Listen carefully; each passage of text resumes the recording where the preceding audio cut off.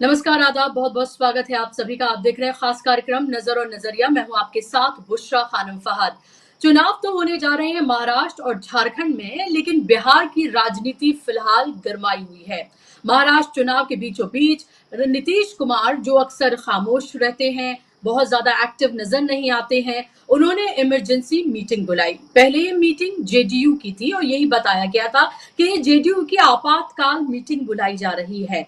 और अचानक से फिर अपडेट इसको किया जाता है और ये जेडीयू से फिर एनडीए की मीटिंग हो जाती है, एनडीए की आपातकाल मीटिंग। सवाल ये उठ रहा है कि आखिर ये आपातकाल मीटिंग नीतीश कुमार ने क्यों बुलाई, क्या है इसके पीछे का मकसद। तब तमाम गहमा गहमी महाराष्ट्र में हो रही है, झारखंड में हो रही है, वहां पर चुनाव चल रहे हैं, बिहार में अभी चुनाव को लेकर वक्त है। तो नीतीश कुमार इतने घबराए हुए क्यों हैं? क्या नीतीश कुमार को ये लग रहा है कि महाराष्ट्र और झारखंड में जो नतीजे आएंगे, अगर वो नतीजे बीजेपी के फेवर में आते हैं, तो क्या फिर उनके साथ कोई बड़ा खेल हो सकता है? क्या उनकी पार्टी को दो हिस्सों में तोड़ा जा सकता है? ये खतरा, ये डर नीतीश कुमार को लगातार सता रहा है। या फिर वो ये भी इसमें अपॉर्चुनिटी देख रहे हैं कि महाराष्ट्र और झारखंड में अगर भारतीय जनता पार्टी या फिर एनडीए सत्ता में नहीं आती है, तो क्या फिर नीतीश कुमार अपनी शर्तों का जो पोटला है, अपनी शर्तों की जो फहरिस्त है, उसे लेकर दिल्ली कूच करेंगे और कुछ बड़ा कर सकते हैं। क्योंकि हम ये देख रहे हैं, जब से गिरिराज सिंह ने अपनी यात्रा निकाली है, जिस तरह के सांप्रदायिक बयान वो दे रहे हैं, वो कह रहे हैं कि एक चांटा अगर कोई मुसलमान आपके मारे तो 100 हिंदू मिलकर उसको चांटा मारिए। इस तरह की खराब और अभद्र भाषा का, सांप्रदायिक भाषा का वो इस्तेमाल, जिसके लिए वो जाने ही जाते हैं, यही सियासत वो करते हैं, वो करते हुए नजर आ रहे हैं। जेडीयू इससे असहज है और जेडीयू इतनी असहज है कि बीजेपी को भी फिर बीच में आना पड़ा। बीजेपी ने कहा कि गिरिराज सिंह की जाती यात्रा है, यानी कि पार्टी का इससे कोई लेना देना नहीं है। लेकिन बात यही नहीं थम रही है। बटोगे तो कटोगे, ये नारा अब आम हो चला है। योगी आदित्यनाथ के मुंह से ये नारा जब से निकला है, तब से आप ये देखें कि महाराष्ट्र की सियासत में भी इसकी एंट्री हो गई है। वहां पर भी अलग अलग जगह पोस्टर्स इस तरह के लगे हुए हैं। बिहार में भी गिरिराज सिंह ने इसको दोहराया और इसके साथ साथ आप ये देखिए कि कई ऐसे नेता हैं बिहार के जो इस तरह के इन्होंने सांप्रदायिक बयान दिए हैं। एक एमपी ने तो इस तरह का बयान दे डाला, जिसके बाद उनके ऊपर एफआईआर तक हुई है। जेडीयू इससे पूरी तरीके से असहज है। लेकिन सवाल ये उठ रहा है, क्या नीतीश कुमार इस सांप्रदायिक सियासत से क्या इतने असहज हैं कि क्या वो कोई बड़ा फैसला ले सकते हैं, या फिर वो वेट एंड वॉच की स्थिति में है? क्योंकि है तो वो एक लगातार वो इस तरह की सांप्रदायिक सियासत से असहज रहे हैं, लेकिन बीजेपी के साथ भी रहे हैं। वो हमेशा फेस सेविंग के लिए अपने आप को एक सेकुलर चेहरा बनाते रहे हैं, वो अपने आप को समाजवाद का चेहरा बताते रहे हैं,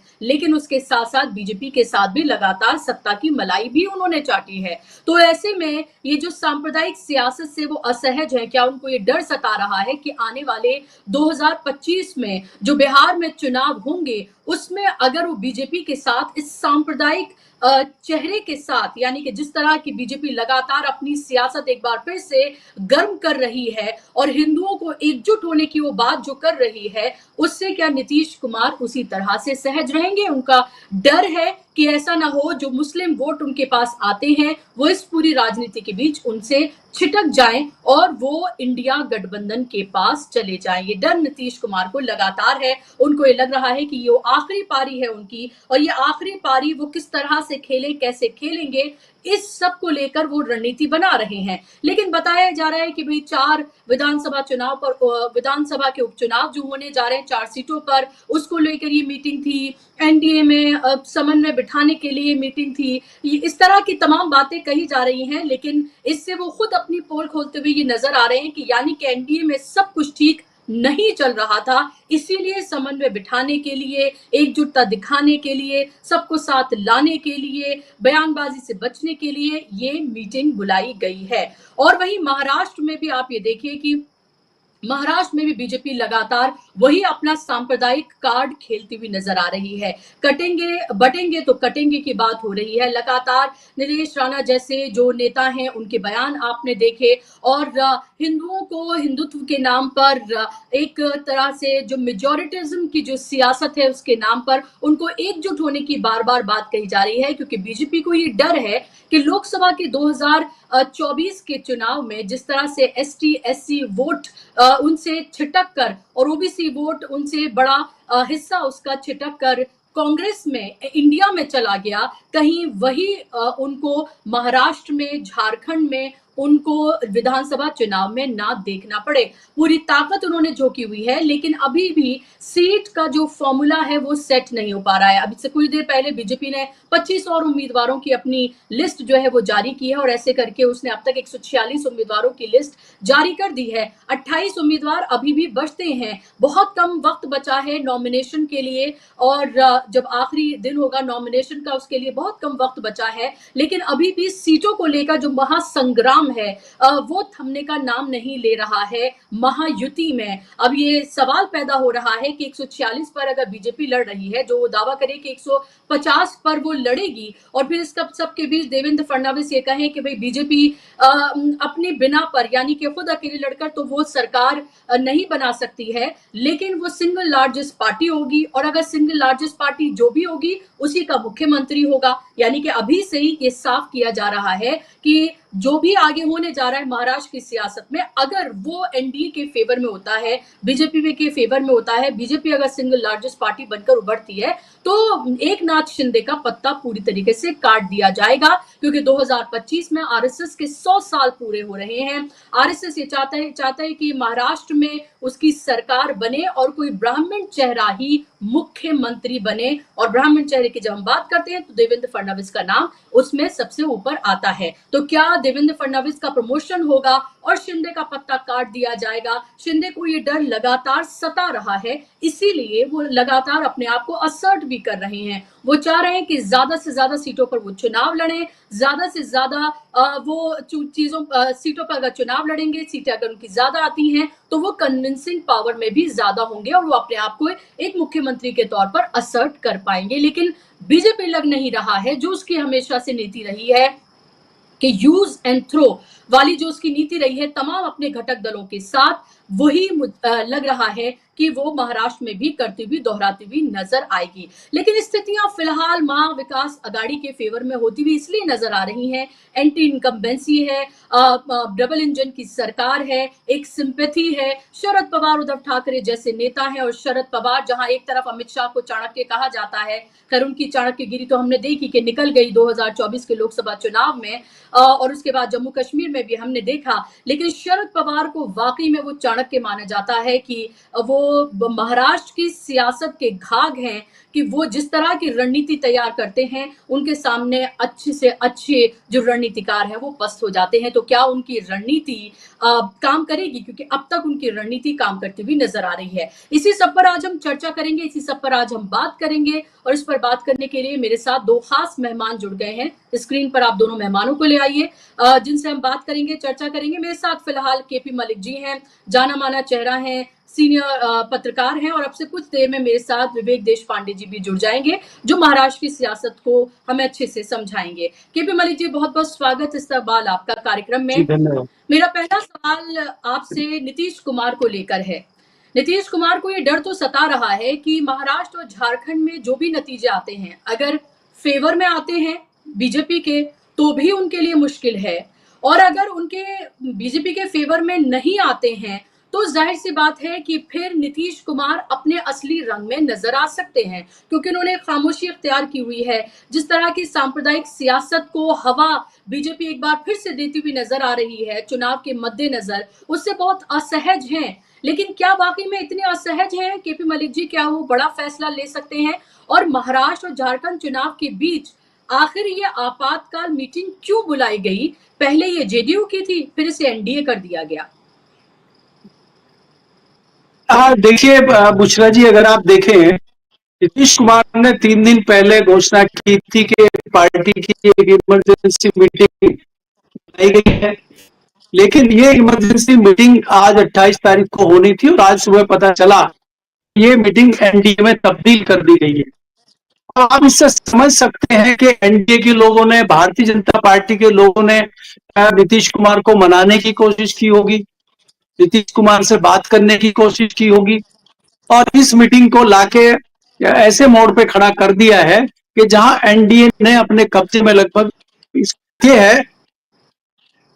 अभी बात ये है कि ये जो मीटिंग बुलाई गई है इसमें जी नीतीश कुमार जी ने एक दबाव बनाने की कोशिश भारतीय जनता पार्टी के ऊपर की थी, क्योंकि भारतीय जनता पार्टी तमाम शाम दाम दंड भेद करके नीतीश कुमार को खत्म करना चाहती है, नीतीश कुमार की पार्टी को तोड़ना चाहती है।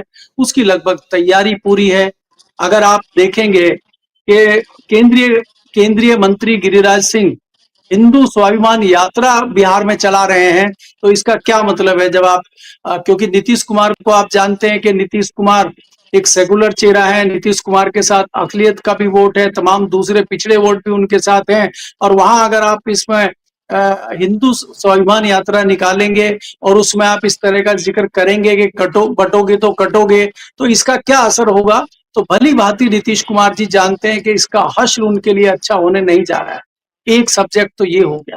दूसरा सब्जेक्ट ये है कि नीतीश कुमार के जो करीबी लोग हैं, चाहे वो नौकरशाह हों, चाहे वो राजनीतिक लोग हों, चाहे वो विधायक हों, पूर्व विधायक हों, मंत्री हों, उनके यहाँ लगातार ईडी के छापे चल रहे हैं, गिरफ्तारियां हो रही हैं। तो कहीं ना कहीं नीतीश कुमार के ऊपर जो शिकंजा कसा जा रहा है, नीतीश कुमार जी समझ चुके हैं कि ये षड्यंत्र है उसके खिलाफ और भारतीय जनता पार्टी चाहती है कि उनको समाप्त किया जाए।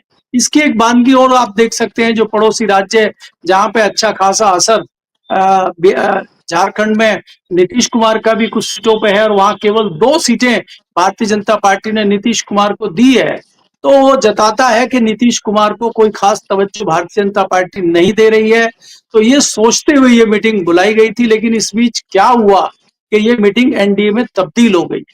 हमें ये भी देखना होगा कि एनडीए में संजय झा पे जो आरोप बार बार लगते रहे हैं कि वो भारतीय जनता पार्टी से अंदर खाते मिले हुए हैं, नीतीश कुमार को उन्होंने अपने कब्जे में ले लिया है, तो कहीं ना कहीं इस तरह की भी चर्चाएं हैं कि नीतीश कुमार समाप्त भी हो सकते हैं, नीतीश कुमार को नवीन पटनायक के रास्ते पे भी ले जाया जा सकता है कि धीरे धीरे उनको समाप्त कर दिया जाए। क्योंकि आपको ये भी देखना होगा कि राजा खड़ा हुआ है और सेनापति पीछे से सेना लेके ही निकल गया, क्योंकि नीतीश कुमार को यह भी खतरा है कि उनकी पार्टी टूट सकती है। और मेरे सूत्र तो यहाँ तक बुशरा जी बता रहे हैं कि महाराष्ट्र में अगर अच्छी सफलता भारतीय जनता पार्टी को मिलती है, मिले चाहे ना मिले, भारतीय जनता पार्टी कोशिश करेगी कि बिहार का चुनाव दिल्ली के साथ कराया जाए, थोड़ा अर्ली करा लिया जाए, क्योंकि भारतीय जनता पार्टी को लगता है कि माहौल बिहार में उसके मुफीद है। तीसरा जो बहुत बड़ी चीज मैं देख के चलता हूं, जो नीतीश कुमार को काटने के लिए, नुकसान पहुंचाने के लिए भारतीय जनता पार्टी हथियार के तौर पे यूज कर रही है, वो है पीके। पीके लगातार शराब के मामले को उठा रहे हैं। शराब के मामले में कहीं ना कहीं बैकफुट पर नीतीश कुमार हैं। इन्होंने लोगों के दबाव में, महिलाओं के दबाव में शराबबंदी की थी, लेकिन वो शराबबंदी ऐसी हो गई है कि लोग नकली शराब और देसी शराब पी के मौत के घाट उतर रहे हैं। तो कहीं ना कहीं वो आरोप भी नीतीश कुमार के ऊपर लग रहा है। दूसरा आरोप ये लग रहा है कि इससे सरकार को भी रेवेन्यू में बहुत बड़ा नुकसान हो रहा है और फायदा कुछ नहीं हो रहा। शराब जो पहले बिकती थी उससे ज्यादा और उससे महंगी बिक रही है, तो इससे अच्छा तो शराब को खोल दिया जाए। तो उसका एक मुद्दा पीके ने बनाया हुआ है। अब पीके कौन है, कहां से एकाएक आ गए हैं, ये भी आप भली भांति जानते हैं। तो नीतीश कुमार चारों तरफ से गिर चुके हैं। तो नीतीश कुमार ऐसे में क्या फैसला लेंगे, क्या फैसला ले सकते हैं, वो किसी ऐसी हैसियत में है क्या कि कोई फैसला ले लें? पार्टी उनके साथ कितनी उनके साथ खड़ी हुई दिखाई देती है, ये भी आपको देखना होगा। क्योंकि मुझे ये लगता है कि नीतीश कुमार को ये भी खतरा है कि अगर वो कोई बड़ा फैसला लेते हैं तो क्या पार्टी के तमाम लोग उनके साथ आएंगे या नहीं आएंगे? क्योंकि पार्टी का फैसला भाजपा के खिलाफ, सत्ताधारी दल के खिलाफ लेने का सीधा सीधा मतलब है कि उनको साथ चाहिए लालू तेजस्वी यादव का। और क्या वो स्थिति में है कि इतना बड़ा फैसला तत्काल ले लें और भारतीय जनता पार्टी उनके ऊपर शिकंजा हल्का कर देगी? हो सकता है भाजपा शिकंजा और टाइट कर दे। तो कौन सी ऐसी मजबूरी नीतीश कुमार की है जो वो दबे हुए हैं और क्या उनकी प्लानिंग है? मुझे लगता है ये मीटिंग का फैसला भी आज रात तक पता चल जाएगा और तभी हम कुछ कह सकते हैं कि क्या स्थिति है।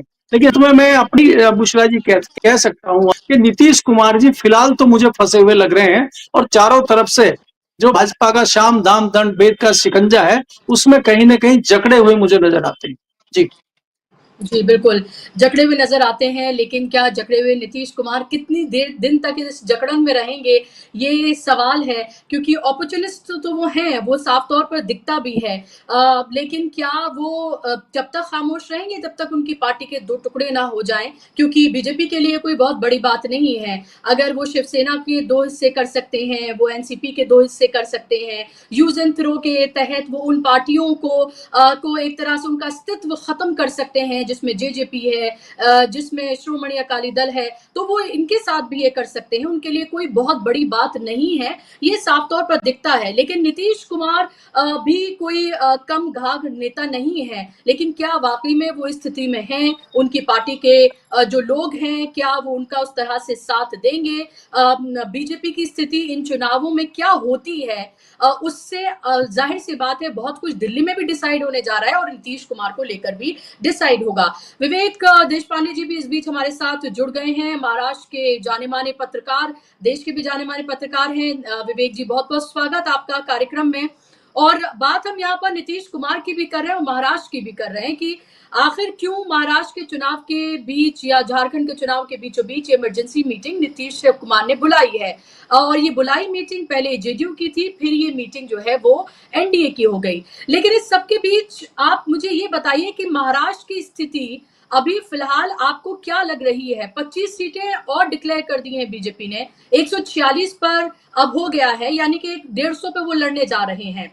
अब 28 सीटें बचती हैं जिस पर डिक्लेयर होना और बाकी है महायुति। अब इसमें कौन बाजी मारता है, इससे बहुत कुछ डिसाइड होगा। लेकिन अगर देवेंद्र फडणवीस ये कहें कि जो भी सिंगल लार्जेस्ट पार्टी जीत कर आएगी, यानी कि महायुति में से, उसी का चीफ मिनिस्टर बनेगा, यानी कि बीजेपी का बनेगा, क्योंकि वही सबसे ज्यादा सीटों पर लड़ रहे हैं और उनको उम्मीद है कि सबसे ज्यादा वो जीतेंगे, तो एक डंडे का पत्ता कट जाएगा अगर इस स्थिति में वाकई में बीजेपी आती है। तो फिलहाल आपको स्थिति महाराष्ट्र की क्या नजर आ रही है, और शिंदे और पवार के साथ क्या आपको लग रहा है कि कुछ गेम इलेक्शन के बाद होगा अगर बीजेपी इस स्थिति में आती है तो?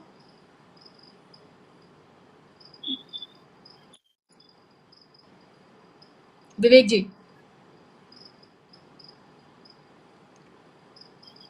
लगता है विवेक जी से संपर्क अभी नहीं हो पा रहा है। मलिक जी, आप इसका जवाब देना चाहेंगे कि क्या आपको लग रहा है कि शिंदे के साथ भी कोई गेम इलेक्शन के बाद हो सकता है? जी जी जी जी बुशरा जी, मैं इसका जवाब देता हूँ।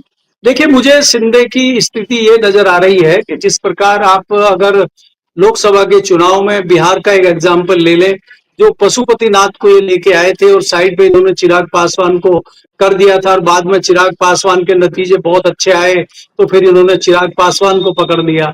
तो आज जो स्थिति बनी हुई है महाराष्ट्र की, उसमें जाहिर सी बात है कि जो ठाकरे हैं उनकी स्थिति बहुत अच्छी होने जा रही है इस चुनाव में, शरद पवार की स्थिति बहुत अच्छी होने जा रही है।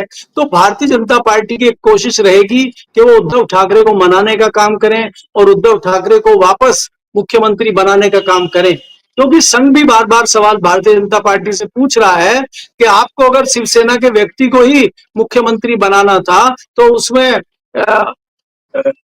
ठाकरे क्या बुरे थे, उद्धव ठाकरे को बना देते। तो इसको बनाने से हासिल क्या हुआ भारतीय जनता पार्टी को? तो भारतीय जनता पार्टी घिरी हुई है महाराष्ट्र में, और जो शिंदे हैं, शिंदे भारतीय जनता पार्टी के लिए, अमित शाह के लिए भस्मासुर बन चुके हैं। जिसको ये अपने यूज के लिए लेके आए थे, अब वो उल्टा इनको यूज कर रहे हैं और इनके सिर पे बैठ गए हैं। और उनका कहना यह है कि ज्यादा सीटें हमें दीजिए, हम आपसे अच्छी स्थिति में हैं, आपकी स्थिति बहुत अच्छी नहीं है, आपके पास चुनाव लड़ने के लिए उम्मीदवार है नहीं, तो इसलिए हमें ज्यादा सीटें दीजिए क्योंकि हम जीतने की स्थिति में और हम लोग जीत जाएंगे।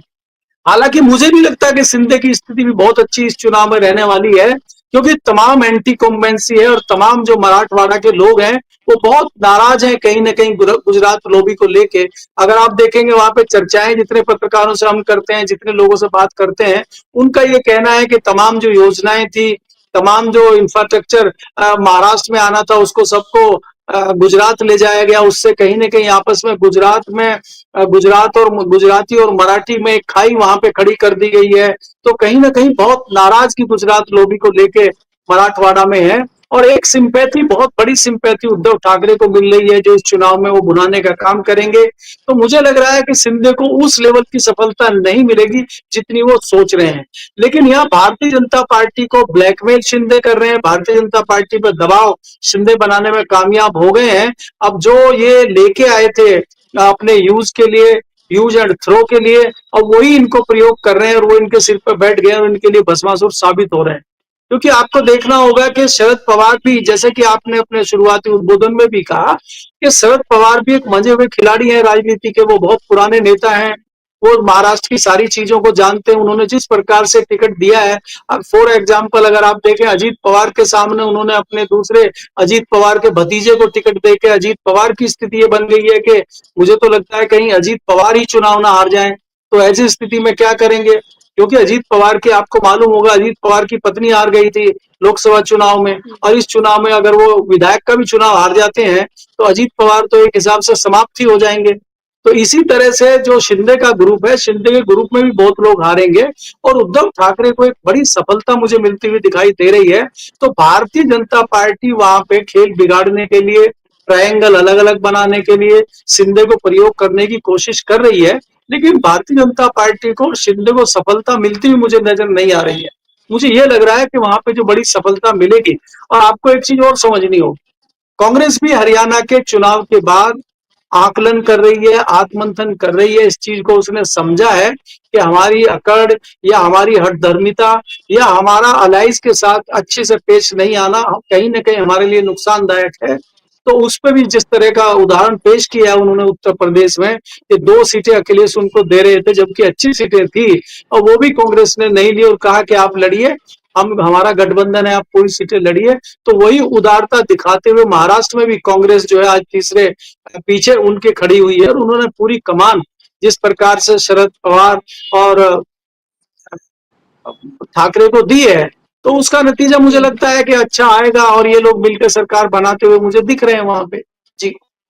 जी, बिल्कुल। और यही वजह है कि बीजेपी ने पहले इस तरह की खबरें प्लान करवाई अपने उस फ्लोरेसेंट मीडिया के ज़रिए कि देखिए महाविकास अघाड़ी में सब कुछ ठीक नहीं है, सीट बँटवारा नहीं हो पा रहा है, अलग से चुनाव लड़ने जा रहे हैं उद्धव ठाकरे और शरद पवार भी कुछ नाराज़ नज़र आ रहे हैं, कांग्रेस के नेताओं में आपस में ही सब कुछ ठीक नहीं चल रहा है। इस तरह की तमाम खबरें चलाई गई, लेकिन अभी तक भी देखिए कि कुछ घंटे बचे हैं और बीजेपी यानी कि महायुति की अगर हम बात करें, जो कि एनडीए और महाराष्ट्र में महायुति, उसकी अभी 288 में से 288 सीटों पर उसने अभी तक नाम डिक्लेयर नहीं किए हैं। और बीजेपी ने जो अपनी फहरिस्त जारी की उसमें ज्यादातर उसने रिपीट किया है, यानी कि सिटिंग विधायकों को उसने टिकट दिया है, क्योंकि बीजेपी ये नहीं चाहती है कि हरियाणा में जिस तरह की बगावत देखने के लिए मिली, दर्जनों जिस तरह से रेजिग्नेशन हुए, इस्तीफे हुए, वो कहीं यहाँ पर देखने के लिए ना मिले। महाराष्ट्र बहुत बड़ा स्टेट है, 288 सीटें हैं, हरियाणा में तो सिर्फ 90 सीट्स ही थी।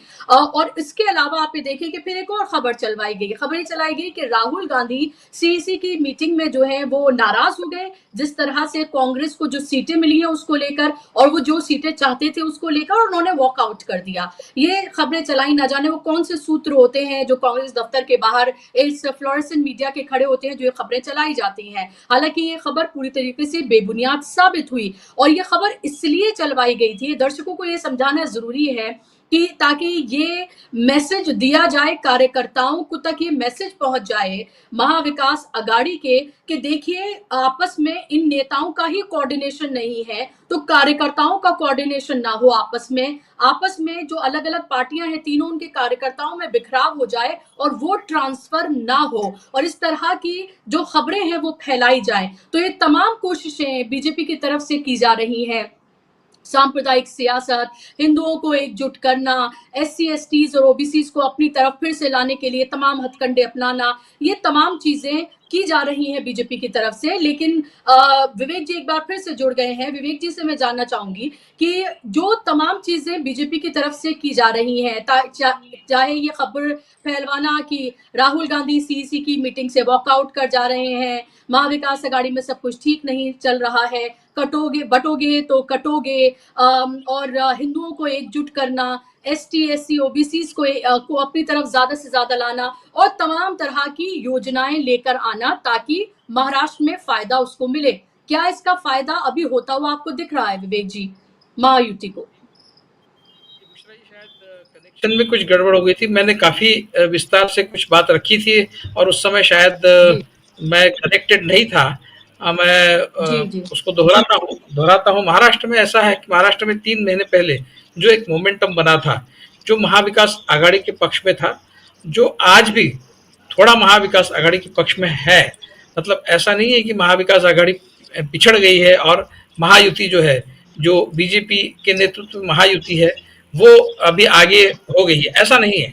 आज भी महाविकास आघाड़ी को एक एज तो है, वो एज कितनी है ये बताना मुश्किल है, क्योंकि पिछले 3 महीने के अंतराल में जो कुछ भी डेवलपमेंट्स महाराष्ट्र में हुई है, उसमें प्रमुख जो डेवलपमेंट्स है वो ये है कि एक जो लड़की बहन योजना जो सरकार ने शुरू की, जिसका फायदा करोड़ों महिलाओं को मिला है महाराष्ट्र में, और काफी पैसा इसमें बांटा गया है। ऑफ कोर्स ये पब्लिक मनी है, मतलब ऐसा नहीं कि बीजेपी ने अपने जेब से कोई पैसा नहीं दिया, ये पब्लिक मनी है, जो टैक्स पेयर्स मनी है वो लोगों को दिया गया। उसके बाद बर्तन बांटने का एक स्कीम हुआ है जिसकी बहुत चर्चा नहीं हुई। मतलब कोई बीपीएल हो, कोई भी रहे, आप चाहे पैसे वाले रहे, आप कार में बैठ के आए, आप स्कूटर में बैठ के आए, आप सिर्फ एप्लीकेशन करें और आपको बर्तनों का एक सेट दिया जाएगा, जो लगभग 12,000-13,000 के करीब बताया जाता है। तो बर्तन बांटने का बहुत एक बड़ा स्कीम जो है वो भी महाराष्ट्र में जो सरकार है उसने किया। तो उसके चलते कुछ ना कुछ एक फायदा, थोड़ा बहुत फायदा तो महायुति को होगा। वो कितना होगा ये बताना मुश्किल है। जितना उसको मध्य प्रदेश में हुआ उतना होगा क्या, ये बताना मुझे लगता नहीं। उतना फायदा महाराष्ट्र जितना मध्य प्रदेश में हुआ उतना महाराष्ट्र में होगा, ऐसा मुझे इसलिए नहीं लगता कि महाराष्ट्र एक बहुत प्रोग्रेसिव स्टेट है। महाराष्ट्र में फुले, शाहू, अम्बेडकर, ये ट्रिनिटी है। मतलब महात्मा फुले, डॉक्टर बाबा साहब अम्बेडकर और राजर्षि छत्रपति शाहू महाराज, ये 3 जो महाराष्ट्र के बड़े नेता थे, जो सामाजिक राजनीतिक नेता महाराष्ट्र के रहे, तो उनकी जो विचारधाराएं हैं वो बहुजनवादी विचारधारा है, वो ब्राह्मणवादी विचारधारा नहीं है। और संघ और भाजपा की जो विचारधारा है वो ब्राह्मणवादी विचारधारा है। महाराष्ट्र में ब्राह्मण और ब्राह्मणेतर, ब्राह्मण और बगैर मतलब जो ब्राह्मणों के अलावा जो है बाकी जो बहुजनवादी लोग हैं, बहुजन लोग हैं, ऐसे 2 फाड़ है। तो ब्राह्मणवादी विचारधारा और गैर ब्राह्मणवादी विचारधारा, इसका एक बहुत बड़ा क्लैश महाराष्ट्र में बहुत पहले से हो, पेशवाओं के जमाने से है। मतलब पेशवाई जो थी, जो पेशवा थे वो ब्राह्मण थे, और ये एक एलियनेशन ब्राह्मणवादी विचारधारा के साथ महाराष्ट्र के बहुजन लोगों का पहले से ही है, क्योंकि पेशवाओं ने जिस तरह से राज महाराष्ट्र पे किया था, वो मराठाओं को अपना अंकित बनाकर अपने मराठाओं ने एक तरह से उनकी गुलामी करने पर मराठा मजबूर हो गए थे। तो पेशवाई जो है वो काफी हद तक महाराष्ट्र में बदनाम भी हुई उस दृष्टि से। तो एक ब्राह्मणवादी विचारधारा वर्सेस ये जो बहुजनवादी विचारधारा है, जिसको प्रोग्रेसिव विचारधारा हम कह सकते हैं, इसकी लड़ाई बहुत पुरानी है महाराष्ट्र में, जिसके चलते इस तरह की जो योजनाएं हैं उसका एक लिमिटेड फायदा ही महायुति को मिलेगा, ऐसा मेरा अनुमान है। लेकिन फायदा जरूर मिलेगा, इसमें कोई शक नहीं। वो जो एक मोमेंटम बना था, वो मोमेंटम काफी हद तक महायुति ने उसको ब्लंट करने का काम किया है। अब महाविकास आघाड़ी के जो 3 पक्ष है वो उन्होंने अपना सीटों का बंटवारा तो काफी अच्छे से कर लिया है। ये बात अलग है कि उसमें कांग्रेस को थोड़ा सा सीटें कम मिली है, लेकिन फिर भी एक अंडरस्टैंडिंग बनी है। शरद पवार ने बहुत ताकत के साथ पूरे महाराष्ट्र में, जैसे ही लोकसभा के चुनाव खत्म हुए तुरंत दूसरे दिन से शरद पवार काम पे लग गए थे और पूरे महाराष्ट्र में उन्होंने वो घूमे फिरे, उन्होंने अपने कार्यकर्ताओं के साथ में मीटिंग की, और जिस तरह से उन्होंने अपनी योजना इस चुनाव के लिए जो योजनाएं बनाई है, जिस तरह से उन्होंने कांग्रेस और शिवसेना के बीच में जो भी झगड़े थे उसको मिटाया है, एक यूनिफाइंग फोर्स बनकर शरद पवार महाराष्ट्र में उभरे हैं, जिसके चलते एक अच्छा कोऑर्डिनेशन तीनों पार्टियों के बीच में बना है। अब उसको एक मतलब विक्ट्री का अगर स्वरूप आपको इस इलेक्शन में उस यूनिटी का देखना है तो उसके लिए बहुत कुछ करना होगा। और महायुति को काउंटर करने के लिए बड़ा सा आइडियोलॉजिकल नैरेटिव आपको गढ़ना होगा। जैसा संविधान का नैरेटिव लोकसभा में चला, वैसा एक बहुजनवादी नैरेटिव, आइडियोलॉजिकल नैरेटिव आपको गढ़ना होगा। और वो शिवाजी का हिंदुत्व वर्सेस आरएसएस का हिंदुत्व, इस तरह से एक योजना शायद महाविकास आघाड़ी की तरफ से, इस तरह के एक नैरेटिव की योजना शायद महाविकास आघाड़ी की तरफ से इस चुनाव के प्रचार के दरमियान सामने आ सकती है, जिससे बहुजन जो महाविकास आघाड़ी से छिटके है और जो ज्यादातर महायुति के पक्ष में वोट करते हैं, वो बहुजन जो है वो वापस महाविकास आघाड़ी की तरफ आ जाए। मराठा तो पहले से ही महायुति के खिलाफ चले गए हैं। मराठा का जो आंदोलन चला है उसको एक सवाल है मेरा इसी से जुड़ा हुआ, आपके लिए एक सवाल है मेरा कि हमने लोकसभा में देखा था कि सामाजिक न्याय, सामाजिक बराबरी का मुद्दा, संविधान, लोकतंत्र को बचाने का मुद्दा, ये बहुत ज्यादा महाराष्ट्र के लिए महत्वपूर्ण मुद्दा बना और इसीलिए कांग्रेस ने बहुत अच्छा प्रदर्शन किया, महाविकास आघाड़ी ने वहां बहुत अच्छा प्रदर्शन किया। अब उसी की काट के लिए आप ये देखें कि फिर से हिंदुत्व की जो पूरी राजनीति है, जो सांप्रदायिक राजनीति है, उसको धार दिया जा रहा है बीजेपी की तरफ से। आरएसएस भी इसमें पूरी तरीके से बढ़ चढ़ के आया हुआ है। उसने कहा है कि जो एससी वर्ग के लोग हैं उनसे आप ज्यादा से ज्यादा संपर्क बनाए, बाकायदा तौर पर ग्रुप्स बनाए गए हैं, सब कुछ किया जा रहा है। क्या अभी भी सांप्रदायिक ध्रुवीकरण की काट, क्या सामाजिक न्याय, सामाजिक बराबरी बनकर उभर सकता है, या जो आपने कहा कि आप ये दिखाएं कि ये शिवसेना का हिंदुत्व जो है या फिर दूसरा हिंदुत्व और ये आरएसएस का हिंदुत्व, या इस तरह की काट बनता हुआ नजर आएगा? क्योंकि ऐसा लग रहा है कि लोकसभा में लोगों ने वोट कर दिया, अब वो दूसरे तरीके से देख रहे हैं महाराष्ट्र के चुनाव को। लोकसभा चुनाव तक और उसके बाद भी अभी वो जो हिंदुत्व का एक विष फैलाया जा रहा है, मतलब सकल हिंदू समाज नाम की एक फ्रंट, इसका एक फ्रंट बनाया गया है। वो पूरे महाराष्ट्र में उनकी सभाएं होती है जहां पर बहुत ही विट्रियोलिक तरीके से भाषण दिए जाते हैं। उसमें कई उन पर केसेस भी दर्ज हुए, हालांकि किसी को अरेस्ट नहीं किया गया है। तो ये सारा जो महाराष्ट्र में एक प्रयोग चल रहा है पिछले 2-3 साल से सकल हिंदू समाज के नाम से, इससे महाराष्ट्र की जो जनता है, जो मैंने कहा कि एक पुरोगामी विचारधारा वाली जनता है, बहुजनवादी विचारधारा वाली जनता है, उसको बरगलाने का, उसको बहकाने का एक काम सकल हिंदू समाज के इस पोलराइजिंग प्रोग्राम के मार्फत करने की कोशिश की जा रही है। लेकिन लोकसभा में ऐसा दिखा है कि उसका कोई असर महाराष्ट्र की जनता पर नहीं हुआ। महाराष्ट्र की जनता ने उनको घास नहीं डाली। अब ऐसा है कि उसको छोड़ तो नहीं सकते। बीजेपी की तो वो मुख्य विचारधारा वही है, वो जो हैट्रेड वाला जो विचार है वही उनका, पोलराइजेशन करना, कम्युनल पोलराइजेशन करना, यही उनका मेन प्रोग्राम है।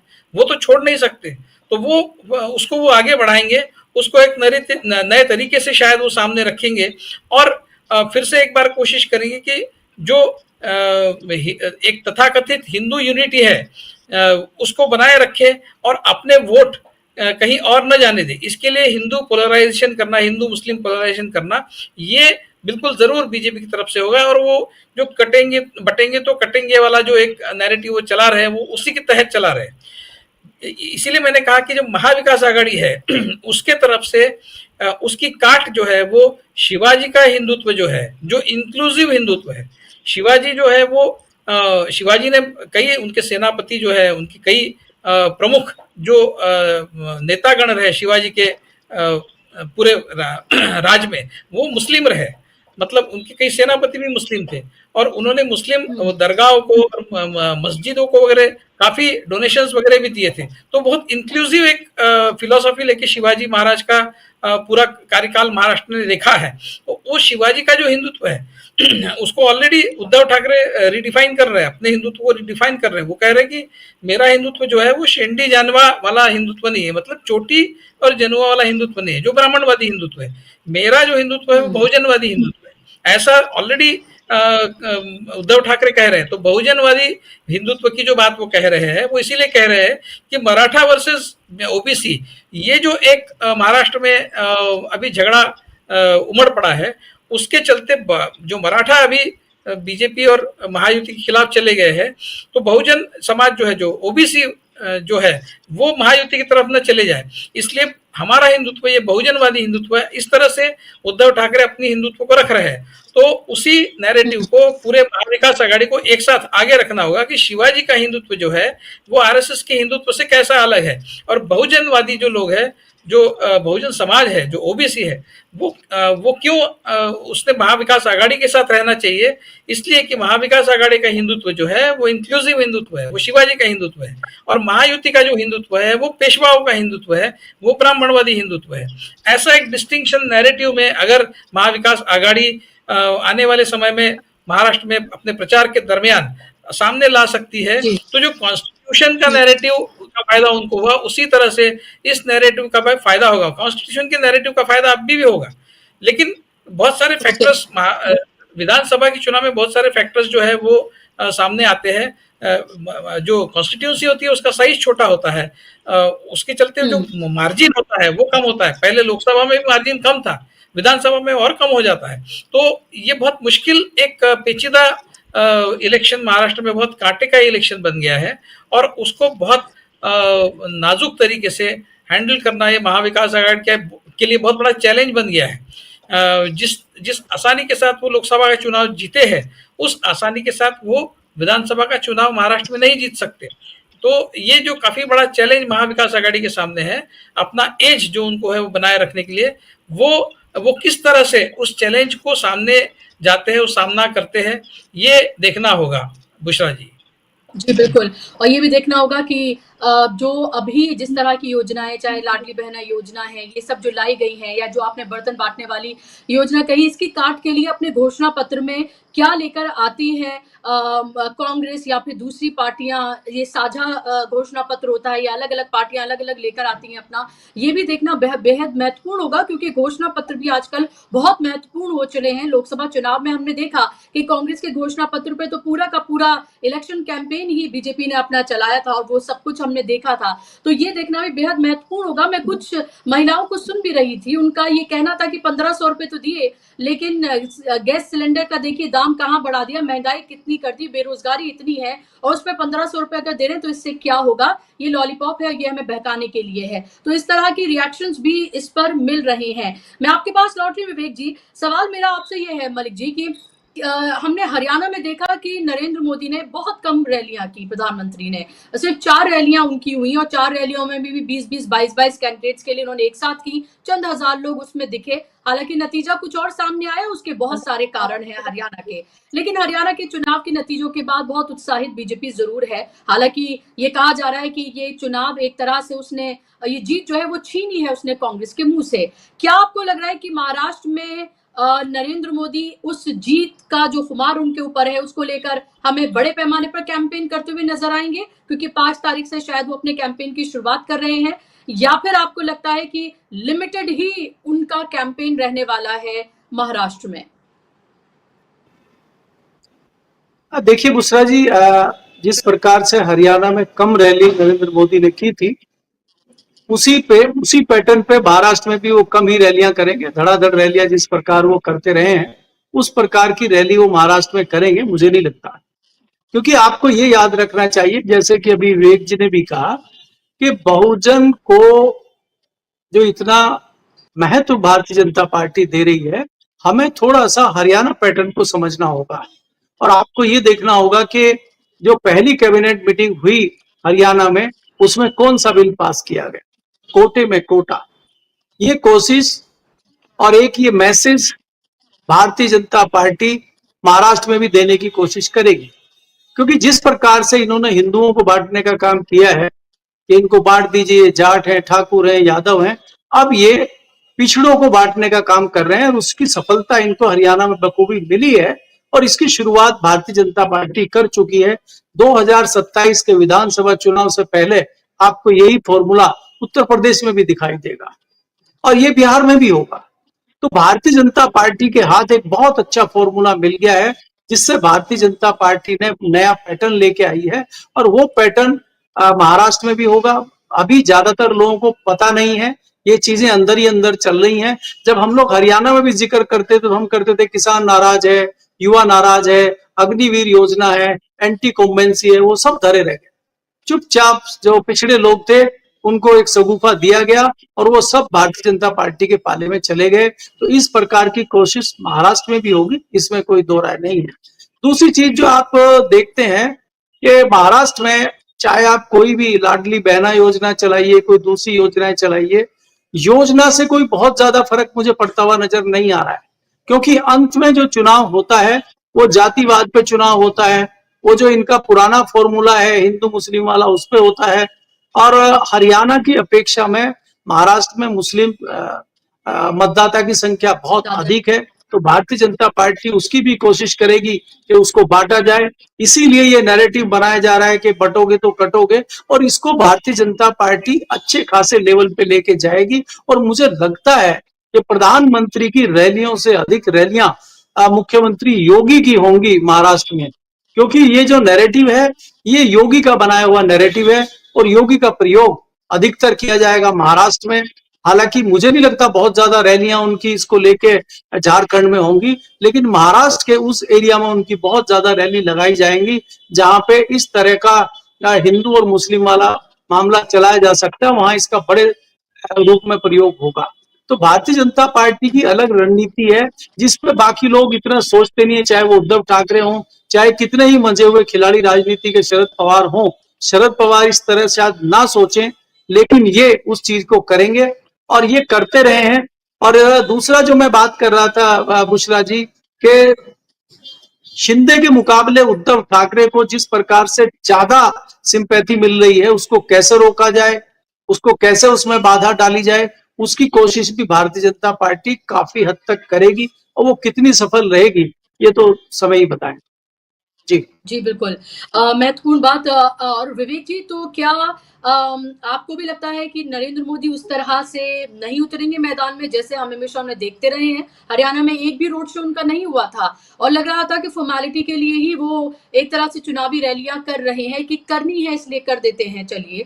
ना तो भीड़ जुटी ना कुछ हुआ। हालांकि नतीजे जो हुए वो नतीजों को ये नहीं कहा जा सकता है कि वो नरेंद्र मोदी के नाम पर हुआ है, क्योंकि वो उस तरह से कैंपेन में नजर ही नहीं आए। वो तमाम चीजें जो उन्होंने हथकंडे अपनाए हैं, ईवीएम से लेकर चुनाव आयोग से लेकर और एक भी सीट पर कई कई कैंडिडेट्स को उतारना और उसके बाद उनको सपोर्ट करना, वो सब कुछ जो हुआ है वो सब हमने देखा है। क्या यही फॉर्मूला महाराष्ट्र में कामयाब हो जाएगा, या फिर वो इसलिए कामयाब नहीं हो सकता क्योंकि सीधा मुकाबला कांग्रेस और बीजेपी का नहीं है, बल्कि यहाँ पर मुकाबला दो गठबंधनों का है, महायुति और महाविकास अघाड़ी का है? बिल्कुल। महाराष्ट्र में 6 पार्टियां चुनाव में है। एनसीपी के 2 फाड़, शिवसेना के 2 फाड़ और कांग्रेस और बीजेपी। तो ये सीधा कांग्रेस वर्सेस बीजेपी ऐसा मामला नहीं है। तो इतना बंटवारा वोटों का हो चुका है और सीटों का भी हो चुका है कि बहुत स्थिति बहुत कॉम्प्लिकेटेड बन गई है। बहुत आसान नहीं है कि क्या होगा ये बताना, बहुत मुश्किल है। तो ये हरियाणा और महाराष्ट्र में ये फर्क है कि हरियाणा में शरद पवार जैसा कोई नेता अपोजिशन के पास, कांग्रेस के पास नहीं था। वहां पर जो हुड्डा जी थे वो उन्होंने पूरी तरह से शिकंजा कस लिया था कांग्रेस पर। वैसा कुछ महाराष्ट्र में नहीं है। महाराष्ट्र में शरद पवार एक यूनिफाइंग फोर्स बने हैं और बहुत कद्दावर नेता है, पुराने खिलाड़ी है, और बीजेपी को किस तरह से काउंटर करना है ये शरद पवार को जितना अच्छा समझता है उतना शायद हुड्डा जी नहीं समझते हैं। तो शरद पवार एक फैक्टर बहुत महत्वपूर्ण महाराष्ट्र में है। मैंने जैसे पहले कहा कि महाराष्ट्र में एक प्रोग्रेसिव विचारधारा की परंपरा है जो हरियाणा में नहीं है। पहले से ही महाराष्ट्र बहुजनवादी एक राज्य रहा है, इसीलिए अभी भी बीजेपी को अपने खुद के बलबूते पर महाराष्ट्र में कोई सक्सेस नहीं मिला है। जो उनकी सरकारें बनी है वो शिवसेना के साथ में उनका जो एक अलायंस रहा उसके चलते बनी है। अपने बलबूते पे खुद बीजेपी ने पूर्ण बहुमत महाराष्ट्र में कभी भी प्राप्त नहीं किया है और न वो कर सकते हैं। वो इसीलिए है कि महाराष्ट्र का जो जातियों का समीकरण है वो बहुजनवादी है। तो और जो बहुजनवादी विचार है वो प्रोग्रेसिव विचारधारा के साथ में हमेशा रहा है।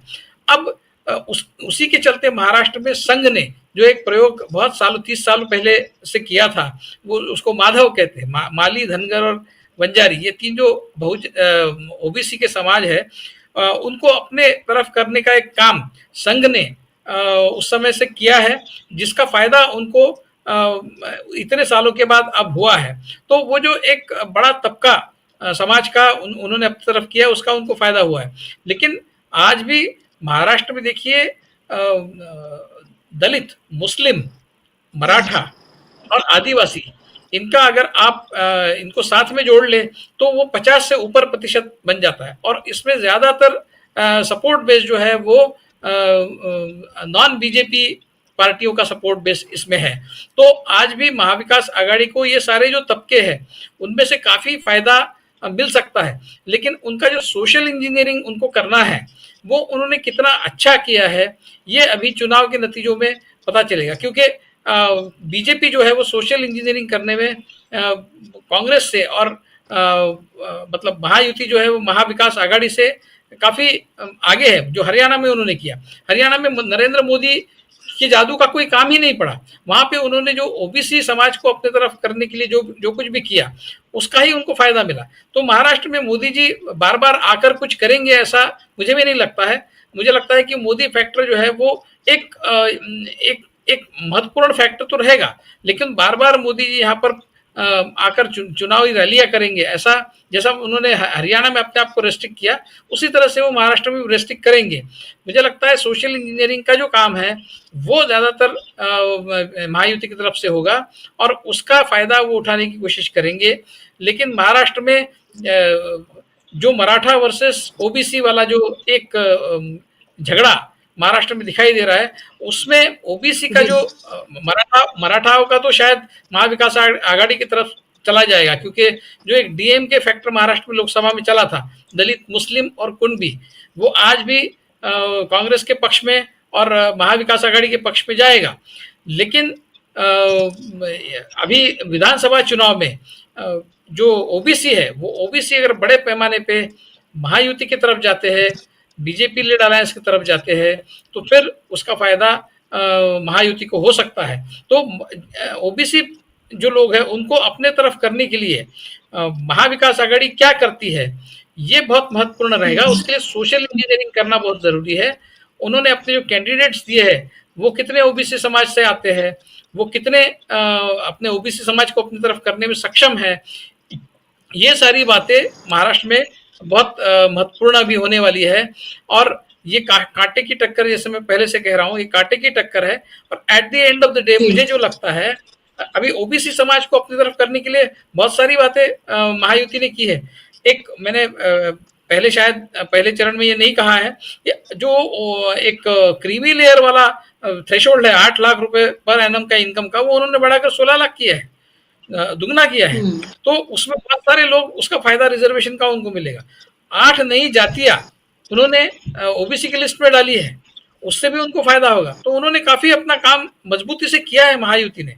लेकिन अंततः मैं जो कह रहा हूं, बार बार मुझे वही कहना है कि विचारधारा की लड़ाई वो कितनी महाविकास आघाड़ी सक्षमता के साथ लड़ती है।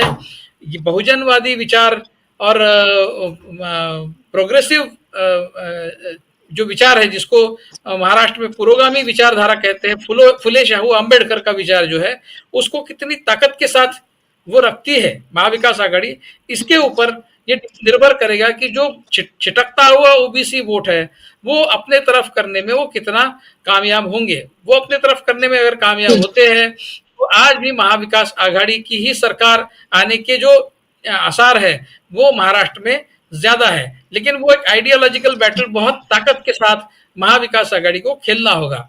बुशरा जी। जी बिल्कुल, फूक फूक कर बिल्कुल कदम रखना होगा। और वो कहते हैं ना कि छाछ का जला दूध का जला छाछ भी फूक फूक कर पीता है, तो वही मुझे लगता है कि वो करते हुए शायद नजर आएंगे और ये करना भी चाहिए। और हरियाणा की हार से बहुत सबक लिया गया है, लेकिन वो कितना सबक लिया जाता है और कितना जमीन पर वो दिखता है वो देखना बहुत महत्वपूर्ण होगा। क्योंकि अभी तो सीटों की लड़ाई ही चल रही है और वो पहले सुलझे और उसके बाद ही तमाम चीजें सामने निकल कर आएंगी। लेकिन हमने ये भी देखा है कि मुद्दे कहीं ना कहीं पीछे हो जाते हैं और जातियों के आधार पर जो टिकट का बंटवारा होता है, जो लोकल जो कैंडिडेट है उसकी क्या इमेज है, ये तमाम चीजें भी बहुत ज्यादा भारी पड़ जाती है। और ये सांप्रदायिक कार्ड कुछ विश्लेषकों का ये भी कहना है कि इसलिए भी खेला जा रहा है ताकि बीजेपी जो तमाम खेल करती है और उससे जो जीत हासिल करती है उससे ये कह सके कि ऐसा हुआ था, सांप्रदायिक कार्ड खेला था, हिंदू मुसलमान हो गया, इसलिए बीजेपी को फायदा हो गया। तो ये भी एक खेल हो सकता है, ये भी बात कही जा रही है। और इस बीच एनसीपी ने भी अपनी एक और लिस्ट जारी कर दी है 7 कैंडिडेट की। अनिल देशमुख की जगह उनके बेटे को उन्होंने टिकट दिया है। तो अभी कुछ ये सिलसिला चलता रहेगा और हम तमाम अपडेट जो है अपने दर्शकों को पहुंचाते रहेंगे। बहुत बहुत शुक्रिया विवेक जी आपका भी और केपी मलिक जी आपका भी कार्यक्रम का हिस्सा बनने के लिए, अपना समय देने के लिए शुक्रिया। और शुक्रिया आप तमाम दर्शकों का भी कार्यक्रम का हिस्सा बनने के लिए। नमस्कार।